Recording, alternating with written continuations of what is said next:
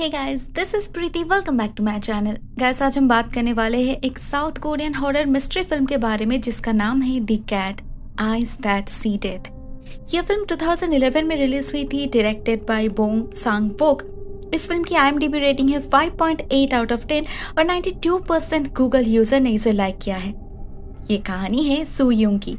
वो एक बहुत ही आम लड़की है, एक आम जिंदगी जीने वाली। वो एक पेट शॉप में काम करती है। मेनली किटीज एंड पपीज को ग्रूम करना, उनका मेकओवर करना, ये है उसका काम। And she loves her job. वैसे भी वो एक एनिमल लवर है, तो उसे इन छोटे छोटे प्राणियों के साथ वक्त बिताना बहुत पसंद है। रोज की तरह आज भी उसका एक ग्रूमिंग अपॉइंटमेंट है और आज उसके क्लाइंट का नाम है सिल्की, एक व्हाइट पर्शियन कैट। उसकी ओनर मिसेस ली थोड़ा कलर ऐड करना चाहते थे, लेकिन ऐसी केमिकल्स बिल्लियों के लिए बिल्कुल भी सुइटेबल नहीं है। अगर किसी तरह से उनके शरीर के अंदर चला गया तो ये बहुत ही खतरनाक हो सकता है। सुयन उन्हें वार्न भी करती है, लेकिन मिसेस ली फोर्स कर रहे थे तो उसे सिल्की के चिक्स पर 2 पिंक डॉट्स लगाना ही पड़ता है। इस लेडी के बातों से ऐसा लग रहा था उन्हें उनकी बिल्ली खूबसूरत चाहिए, चाहे उससे वो बीमारी क्यों न पड़ जाए। मिसेस ली सिल्की को लेकर निकल जाते हैं। सुयन भी उनके पीछे पीछे बाहर निकलती है अपने कुछ काम से, तो वो देखती है एक छोटी सी लड़की बड़े ही प्यार से सिल्की को पैट कर रही है। देखकर ऐसा लग रहा था वो जैसे उन पिंक डॉट्स को मिटाने की कोशिश कर रही है, लेकिन अचानक से वो लड़की सुयन के आंखों के सामने से गायब भी हो जाती है। हम मिसेस ली को देखते हैं, वो अपने बिल्डिंग में पहुंचकर लिफ्ट से ऊपर जा रही है। उनका फ्लैट 11th फ्लोर पे है, लेकिन इस लिफ्ट को क्या प्रॉब्लम है, दरवाजा बंद ही नहीं हो रहा। 2 बार ट्राई करने के बाद फाइनली 3rd अटेम्प्ट में दरवाजा बंद होता है और लिफ्ट ऊपर जाने लगती है। लेकिन सिल्की बहुत अजीब बिहेव कर रही थी, पता नहीं क्यों वो बहुत वायलेंट हो रही थी। हम मिस्टर ली को भी देखते हैं, वो अपने मिसेस का वेट कर रहे थे। उन्हें कहीं जाना था, देर हो रही थी, तो वो अपने पत्नी को कॉल करते हैं और रिंगटोन की आवाज लिफ्ट के अंदर से आ रही थी। उन्हें लगता है उनकी पत्नी लिफ्ट के अंदर है, तो वो आवाज देते हैं, मगर कोई भी रिस्पॉन्स नहीं मिलता।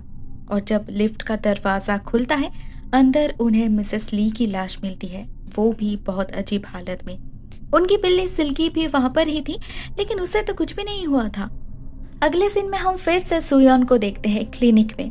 हमें पता चलता है वो एक क्लस्ट्रोफोबिक है, मतलब वो किसी भी बंद जगह में सेफ फील नहीं करती, स्पेशली नैरो सेल्ड स्पेसेस में। उसे सफोकेशन फील होता है, वो पैनिक करने लगती है और उसे ऐसा लगता है शायद वो अभी मरने वाली है।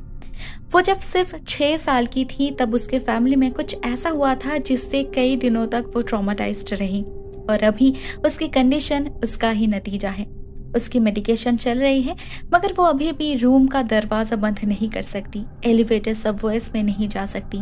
डॉक्टर का कहना था सब कुछ मेडिसिन से ठीक नहीं हो सकता, तुम्हें खुद अपने फियर्स को फेस करना होगा, तभी तो तुम उन्हें ओवरकम कर पाओगी। सुयन अपनी मेडिसिन लेती है और घर वापस जाने लगती है। एक जगह भीड़ देखकर वो रुक जाती है और वहां पर उसे किम मिलता है। किम उसकी दोस्त बॉनी का एक्स बॉयफ्रेंड है।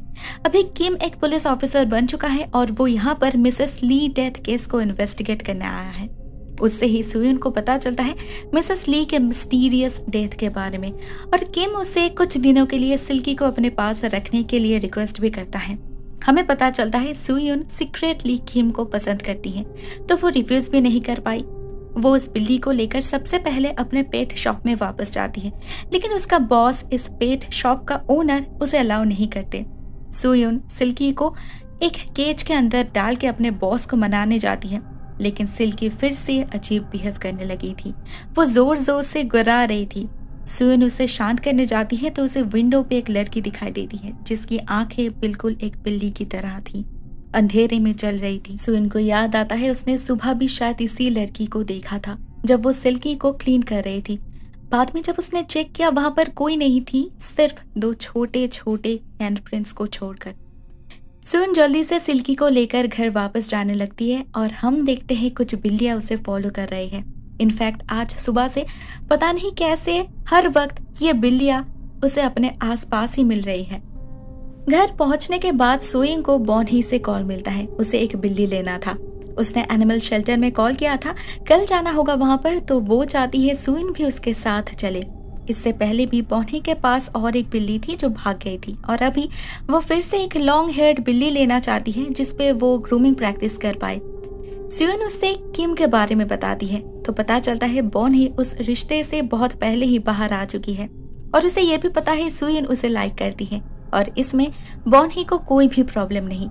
ये बात सुनकर सुयन के मन में तो लड्डू फूट रहे थे मगर वो एक्सप्रेस नहीं करती। वो सिल्की से खेलने लगती है। सिल्की को बेड के नीचे शायद कुछ इंटरेस्टिंग दिखता है तो वो अंदर घुस जाती है। शायद उसे हाइड एंड सीक खेलना था। सुयन उसे जल्दी से बाहर निकालती है लेकिन वहां अंधेरे में सिल्की के अलावा भी और भी कुछ था। 2 आंखें जो सुयन को देख रही थी।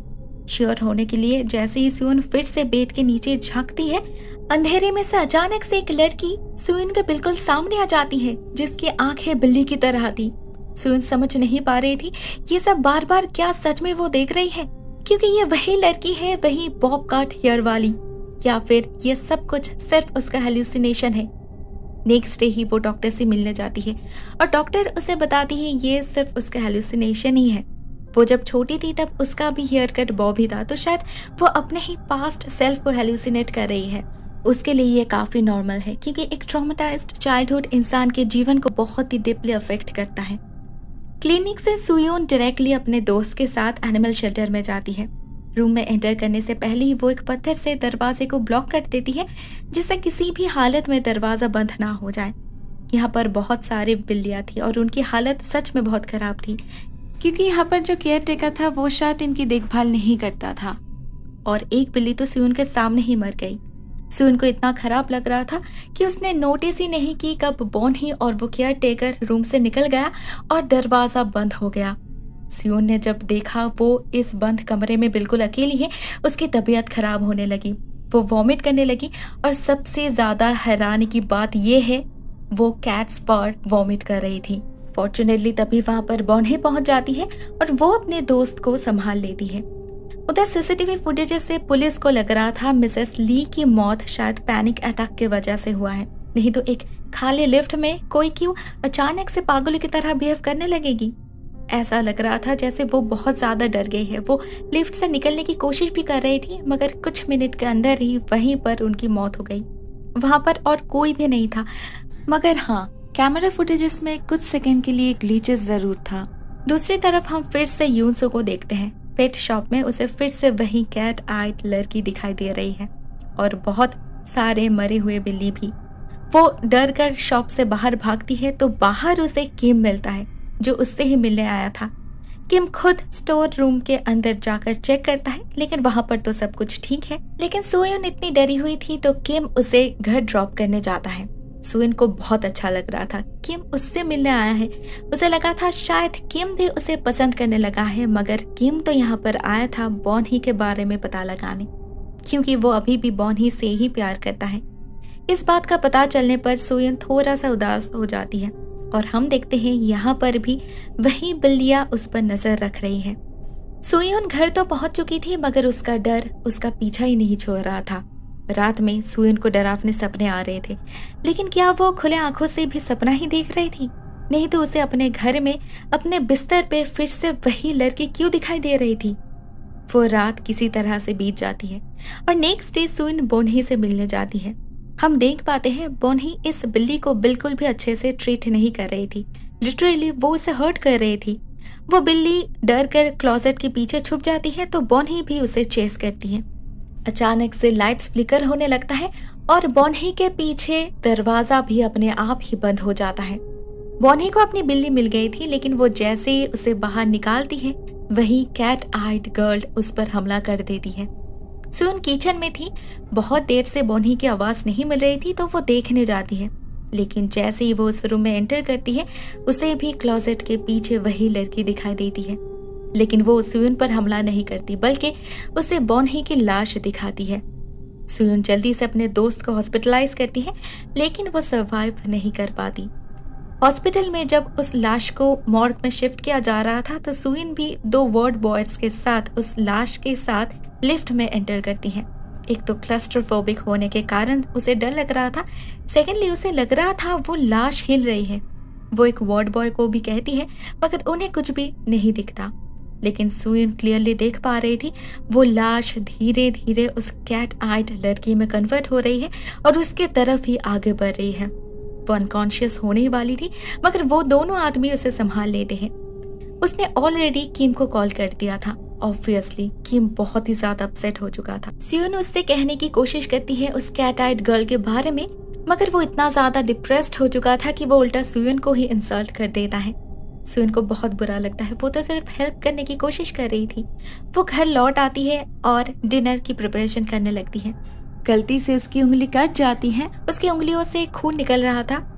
सिल्की वहीं पर बैठी थी तो वो सुयन का खून चाटने लगती है। सुयन उसे हटाने जाती है तो वो बिल्ली बहुत ही वायलेंट हो जाती है।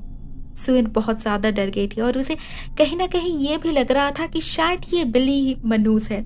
तो वो सिल्की को उसके ओनर मिस्टर ली के पास छोड़ने जाती है, मगर जैसे ही वो उस बिल्डिंग में एंटर करती है उसे फील होता है वो लड़की यहाँ पर भी उसे फॉलो कर रही है। किसी तरह से वो मिस्टर ली के घर पहुंच जाती है, मगर मिस्टर ली उस बिल्ली को वापस लेने से मना कर देते हैं। उनका भी वही कहना था कि इस बिल्ली के साथ कुछ तो एबनॉर्मल है। इस बिल्ली को घर लाने के बाद से ही मिसेस ली अजीब बिहेव करने लगी थी और उन्हें भी वही बॉब कट लड़की भी दिखाई देती थी। मतलब यू सुन हेलुसिनेट नहीं कर रही थी, सच में कुछ तो गड़बड़ है। तो वो सिल्की को ले जाकर एक पार्क में छोड़ देती है। खराब तो उसे भी लग रहा था, मगर वो कर भी क्या सकती है। वो घर वापस जाने लगती है, मगर रास्ते में उसे एक ओल्ड लेडी मिलती है जो अल्जाइमर्स की पेशेंट थी। तो यून से उसे लेकर पुलिस स्टेशन जाती है। पता चलता है ये लेडी ऐसे ही बार बार गुम हो जाती है और हर बार की तरह आज भी उनका बेटा ही उन्हें वापस लेने आया है। मगर उसे देखकर लग रहा था उसने ड्रिंक किया है और माँ बेटे का रिलेशनशिप भी कुछ ठीक नहीं है। एनीवेज यूनसो वापस जाने लगती है तो किम उसे रोकता है। लास्ट टाइम के लिए उससे सॉरी भी कहता है और इस बार भी यूनसू उससे उस बिल्ली के बारे में ही बताती है। उसके बातों को सुनकर किम देर रात तक पुलिस स्टेशन में रुककर मिसेस ली की सीसीटीवी फुटेजेस चेक करता है और उसे भी अजीब लगता है सिल्की का बिहेवियर। उसने कभी भी बिलीव नहीं किया था कि मिसेस ली की मौत की वजह पैनिक अटैक है। उसे पहले से ही लग रहा था कुछ तो अनयूजुअल है, तो वो यूनसू के बातों को सीरियसली लेने लगता है। उसे यूनसू से ये भी पता लगता है कि बोनही की बिल्ली को उसके मौत के बाद शेल्टर में वापस भेज दिया गया है। तो वो जल्दी से शेल्टर में कॉल करके उस बिल्ली के बारे में पूछताछ करता है। उस शेल्टर का केयर टेकर उस बिल्ली को उसी रात मारने वाला था, लेकिन किम उसे रुकने के लिए कहता है क्योंकि उसे खुद उस बिल्ली को एक बार देखना था, शायद कोई क्लू मिल जाए, क्योंकि कल सुबह ही वो शेल्टर में जाने वाला है। सुन भी किम के साथ जाने वाली थी, मगर उसे रात भर वो लड़की हॉन्ट करती है। दूसरी तरफ हम शेल्टर में उस केयर टेकर को देखते हैं। मना करने के बावजूद उसने उस बिल्ली को मार ही डाला और अभी वो इसे बॉयलर के अंदर जलाने वाला है, लेकिन बॉयलर का दरवाजा बंद ही नहीं हो रहा था। फाइनली जब दरवाजा बंद होता है उससे पहले ही कोई अनसीन फोर्स इस केयर टेकर को उस बॉयलर के अंदर खींच लेता है और स्विच भी अपने आप ही ऑन हो जाता है और उसकी मौत ठीक उसी तरह से होती है जैसे वो इतने सालों से बिल्लियों को जला रहा था। फर्क सिर्फ इतना था, उसे जिंदा ही जला गया। नेक्स्ट डे जब किम और सुयन उस शेल्टर में जहाँ पहुंचते हैं, उन्हें बॉयलर के अंदर उस आदमी की लाश मिलती है। वहां पर जो और एक वर्कर थी वो इन्फॉर्म करती है इस बिल्ली को एक लोकल पार्क से रेस्क्यू किया गया था। चेक करने पर सुयन को पता चलता है ये वही पार्क है जहाँ से सिल्की भी मिली थी। किम और सुयन बहुत अच्छे से सब कुछ हर एक इंसिडेंट्स एनालाइज करते हैं और इन सारे केसेस में दो चीज कॉमन है। फर्स्टली जिस किसी की भी मौत हो रही थी उनके पास बिल्ली थी, एंड सेकेंडली इनकी मौत किसी नैरो स्पेस में हो रही थी। पहले मिसेस ली की मौत हुई थी लिफ्ट में, उसके बाद बॉनही की क्लोजेट के पीछे और अभी इस आदमी की लाश बॉयलर के अंदर से मिली है। क्या ये कोइंसिडेंस है या फिर इसका कुछ और मतलब भी है? किम और सुयन डिसाइड करते हैं वो लोग एनिमल केयर एसोसिएशन में विजिट करने जाएंगे, क्योंकि वो लोग ही इन बिल्लियों को रेस्क्यू करके शेल्टर में भेजते हैं। सुयन अकेले ही उनसे मिलने जाती है वहां पर, और वहां पर जाने पर उसे एक बहुत ही शॉकिंग बात पता चलती है। कुछ महीने पहले लोकल एक अपार्टमेंट में एक अनयूज्ड बॉयलर रूम को सील कर दिया गया था, किसी को कुछ कहे बिना एक दिन के अंदर, क्योंकि उस रूम में बहुत सारी बिल्लियां रहती थी। रात भर उनकी आवाज से कोई ठीक से सो तक नहीं पाते थे, इसीलिए प्रॉपर्टी प्राइस भी ड्रॉप हो रही थी। लेकिन पैसा बचाने के चक्कर में उन लोगों ने ऑलमोस्ट 30 बिल्लियों की जान ली थी। 2 दिन बाद जब एनिमल रेस्क्यूअर को पता चला तब तक सब कुछ खत्म हो चुका था। अंदर उन्हें बहुत सारे बिल्लियों की लाश मिलती है जो सफोकेशन के वजह से मर गई थी, और जो 2 बिल्ली बच गई थी वो भागकर पास के पार्क में पहुंच गए थे और वहां से उस शेल्टर में। मतलब ये वही 2 बिल्ली है, सिल्की और बॉनी की बिल्ली। सुइन को ड्यूटी पर भी जाना था, उसका बॉस बार बार उसे कॉल कर रहे थे, तो सुइन वहां से ही डायरेक्टली शॉप के लिए निकल जाती है। मगर शॉप में जाने पर उसे उसके बॉस की लाश मिलती है, वो भी स्टोर रूम के अंदर से। फ्लैशबैक में हमें पता चलता है आज सुबह ही सिल्की दुकान पर लौट आई थी। सुइन का बॉस उसे भगाने की बहुत कोशिश कर रहे थे मगर वो निकल ही नहीं रही थी और वो आवाज भी कर रही थी। तो गुस्से में वो आदमी उस बिल्ली को मारने लगता है और तभी वहीं कैट आइड लड़की उस पर हमला करके उसे मार डालती है। सुइन बहुत ज्यादा डर जाती है और किम को कॉल करके वहां पर बुलाती है। बाय नाउ वो दोनों ही मानने लगे थे कि इस सब में कुछ तो सुपरनैचुरल है। इन बिल्लियों के साथ उस कैट आइड लड़की का कुछ तो कनेक्शन है और इस सब का कनेक्शन है वो बिल्डिंग जहां से सिल्की मरते मरते बची थी। सुइन उस अपार्टमेंट में जाने की डिसाइड करती है, लेकिन रास्ते में उसे फिर से वही ओल्ड लेडी मिलती है जो अपने पोती हिना को ढूंढ रही थी। सुइन किम को कॉल करके इस ओल्ड लेडी का पता पूछती है तो उसे पता चलता है इस लेडी का घर भी उसी अपार्टमेंट में है जहां पर उसे जाना था। तो वो उस लेडी को लेकर उनके घर पहुंच जाती है, लेकिन ये लेडी अभी भी अपने पोती को ही ढूंढ रही थी।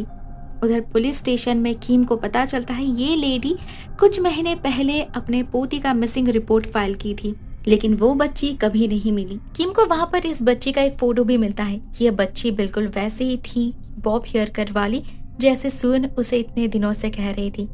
तो क्या सुइन सच कह रही थी? वो इसी लड़की को देख रही थी इतने दिनों से, मगर क्यों? इस सब का जवाब पाने के लिए किम जल्दी से इस लड़की का फोटो सुइन को मैसेज करता है। एंड गेस व्हाट, ये वही लड़की है, वही cat eyed girl. Not only that, सुइन को ये भी पता चलता है ये लड़की इसी ओल्ड लेडी की पोती है जो कई महीने पहले गुम हो चुकी थी। उसे डर लग रहा था, बहुत ज्यादा डर लग रहा था। वो जल्दी से वहां से भागने लगती है, मगर तभी उस लेडी का बेटा वहां पर आ जाता है और वो उस ओल्ड लेडी को, अपने माँ को मारने लगता है। सुइन सब कुछ देखकर भी कुछ नहीं कर पा रही थी, मगर उसी समय वहां पर अचानक से बहुत सारी बिल्लियां आ जाती है और उस आदमी को मार डालती है। सुइन वहां से भागकर सीढ़ियों से नीचे जाने लगती है और नीचे उसे सिल्की मिलती है जो उसे बेसमेंट के तरफ लीड कर रही थी। उसके पीछे पीछे सुइन एक अंधेरे रूम में जा पहुंचती है जहां पर बहुत सारी बिल्लियां थी। सुइन को इस रूम के अंदर आते देख सारी बिल्लियां अचानक से उस पर हमला कर देती है। पीछे का दरवाजा भी बंद हो चुका था, तो सुइन अपनी जान बचाने के लिए एक टैंक के अंदर जंप करती है। सुइन ऑलरेडी सफोकेट करने लगी थी। बंद कमरा, ऊपर से इस टैंक के अंदर उसने बचने की उम्मीद ही छोड़ दिया था। और तभी सुइन को इस टैंक के अंदर फिर से वही लड़की दिखाई देती है और इस बार उसका शिकार है सुइन। वो हमला करने ही वाली थी, मगर तभी उसे बाहर से अपनी दादी की आवाज सुनाई देती है, तो वो रुक जाती है। शायद वो अभी भी अपने दादी को मिस करती है। वो रोने लगती है और जैसे ही सुइन उसे शांत करने जाती है तो हीना उसे उसी दिन की झलक दिखाती है जिस दिन उसकी मौत हुई थी। पता चलता है ये छोटी सी बच्ची हिना जो अपने पिता और दादी के साथ इसी बिल्डिंग में रहती थी, वो बिल्लियों से बहुत प्यार करती थी। उसका मैक्सिमम टाइम यहाँ पर ही इसी बॉयलर रूम में इन बिल्लियों के साथ बीतता था। एक दिन जब उसे पता चला इन बिल्लियों को भगाने की बात चल रही है, तो वो इन बिल्लियों के साथ इस टैंक में छुप गई, मगर उतरते वक्त सीढ़ियों से वो नीचे गिर जाती है और उसके वजह से वो पैरालाइज्ड हो चुकी थी। वो हिल तक नहीं पा रही थी। किसी को भी नहीं पता था वो लड़की यहाँ पर है, तो उसे किसी ने भी यहाँ पर नहीं ढूंढा। रूम को सील कर दिया गया, तो उन बिल्लियों के साथ साथ उस बच्ची की भी मौत हो गई सफोकेशन की वजह से, मगर उसकी लाश किसी को भी नहीं मिली। किसी ने इस टैंक में ढूंढा ही नहीं। तो तब से ही उसकी अतृप्त आत्मा भटक रही थी। उसे फ्यूनरल नहीं मिला, ऊपर से उसकी आखिरी ख्वाहिश भी अधूरी ही रह गई। वो तो इन सारी बिल्लियों को बचाना चाहती थी, मगर मैक्सिमम ही तो मर गई। तो जो 2 बिल्ली बच गई थी, हीना उनकी प्रोटेक्टर बन गई। वो उनके साथ साथ रहने लगी। जो कोई भी उन्हें हर्ट करने की कोशिश भी करता था, वो उन्हें मारने लगी, वो भी किसी नैरो एंड सेल्ड स्पेस में, जिससे उसे पता चले सफोकेशन से मरना कितना दर्दनाक है। सिल्की की मालकिन मिसेस ली एक रिच लेडी थी और वो सिल्की से प्यार जितना करती थी उससे भी ज्यादा दिखावा करती थी। ओवरऑल वो उसका ख्याल नहीं रखती थी। बॉनी भी सेम। और सुइन का बॉस तो लिटरली सिल्की को मार रहे थे, इसीलिए हीना ने उन सबको मार डाला। वो सुयुन पर भी नजर रख रही थी, मगर इस रूम में आने से पहले तक सुयुन ने कभी भी किसी बेजुबान जानवर को इल्ट्रेट नहीं किया था, इसीलिए हिना भी उसे नहीं मार पाई। और अभी सुयुन को जब सब कुछ पता चल चुका है तो वो हिना से सिंपथाइज करने लगी थी। वो खुद भी एक एनिमल लवर है और उसे भी पता है सफोकेशन क्या होता है, तो वो इजीली हिना से रिलेट कर पा रही थी। तब किम भी उस रूम में पहुंच चुका था, तो उसके मदद से फाइनली हिना को एक प्रॉपर फ्यूनरल मिलता है और अभी शायद उसकी आत्मा को भी मुक्ति मिल जाएगी। लास्ट में हम देख पाते हैं इस इंसिडेंट से सुयुन ने अपने डर पर काबू करना सीख लिया है। अभी भी उसे लिफ्ट के अंदर जाने से डर लगता तो है, मगर अभी वो पहले से भी काफी ज्यादा स्ट्रांग है। उसके साथ किम का रिलेशन भी पहले से बेहतर है, वो लोग अच्छे दोस्त थे और क्या पता इन फ्यूचर सुयुन को उसका प्यार भी मिल जाए। दोस्तों, ये फिल्म यहाँ पर ही एंड हो जाती है। मुझे इस फिल्म के बारे में सबसे ज्यादा अच्छी जो बात लगी वो है इस फिल्म की simplicity. It's so simple still so intense. Revenge motive है लेकिन कुछ भी एक्स्ट्रावेगेंट नहीं है। It's a sad horror story. ये कहानी जैसे हिना की है एट द सेम टाइम सुयुन की भी है, क्योंकि जैसे जैसे वो इस मिस्ट्री को सॉल्व करने लगी थी, शी रियलाइज्ड बाहर के डीमन से लड़ने से पहले उसे अंदर के डर को मिटाना पड़ेगा, और वो वैसा ही करती है। धीरे धीरे वो क्लस्ट्रोफोबिया से बाहर निकलने लगती है एंड इन अ वे उसके जीवन में होने वाले हादसे उसे और भी ज्यादा स्ट्रॉन्ग बना रहे थे। दोस्तों, मैं इस वीडियो को यहाँ पर ही एंड करती हूँ। Thank you so much for watching this video. Tata.